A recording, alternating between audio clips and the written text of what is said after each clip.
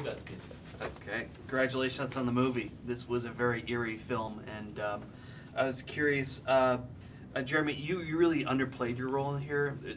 Everything you did seemed very natural, in the way you reacted to Sarah's grief. What was the most challenging part of that for you?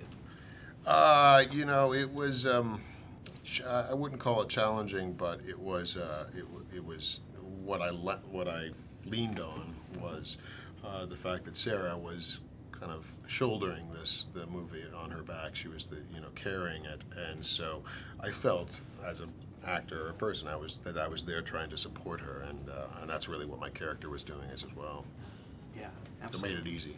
And Alexandre, I enjoy your work, by the way. The Hills Have Eyes remake was one of the best horror remakes in a while, and I like how you said that when it comes to these movies, it's always story and character that really brings you into it. I mean, what was it specifically about this movie that attracted you?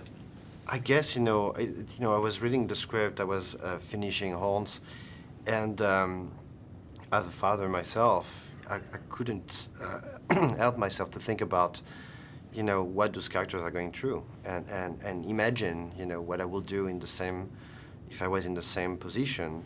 And I think that's always the start of the experience, is when you really forget that you're reading something and living it because it appealed to you in a deep way. It asks you a question that you have to answer and explore. If you don't have the answer, you have to explore the story to find the answer in yourself.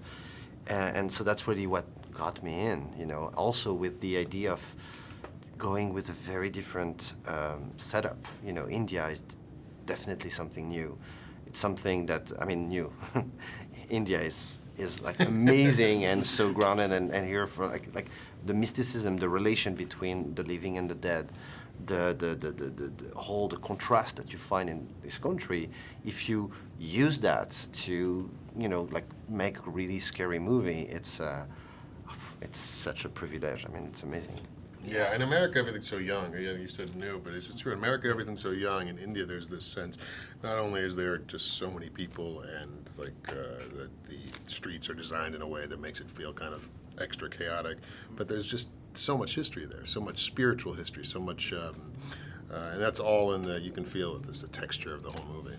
Absolutely. That's the thing, because there's been a lot of movies about bringing the dead back to life, like Pet Sematary, for example. This one definitely feels different in that it deals with the mystical element more than anything else.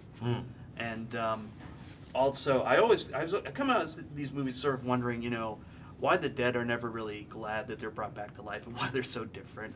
Any thoughts on that? Yeah, I think there is a real journey, from Oliver, who's the dead son that's coming back, which is, first he's so happy, he's excited to be back. And Maria, his mother, is really excited to have him back, even if he's a ghost.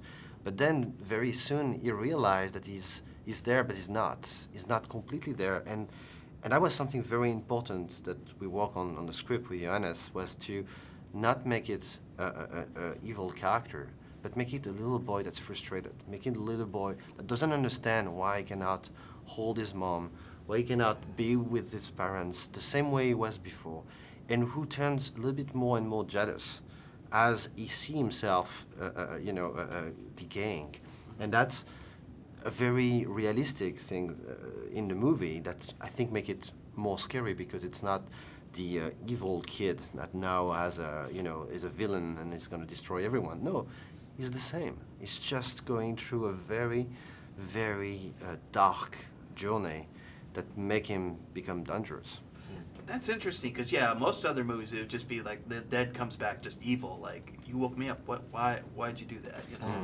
And this movie, it certainly is different in that regard, because it's usually like you're buried in an ancient Indian burial ground, and they come back as something quite evil. Right. But this is a transition. Yeah. Well, ghosts don't like being caught in between the worlds, I guess. The idea is that these spirits are unsettled if they're kept back. Right. And so it's a horrible thing to do for a mother, but you understand it. Yeah, absolutely. And what were the challenges of shooting in Mumbai? Because it's, like you said, it's a very chaotic city. It is crazy. Yeah. The traffic, the heat, but it's also, the production value is wherever you put the camera, it's spectacular.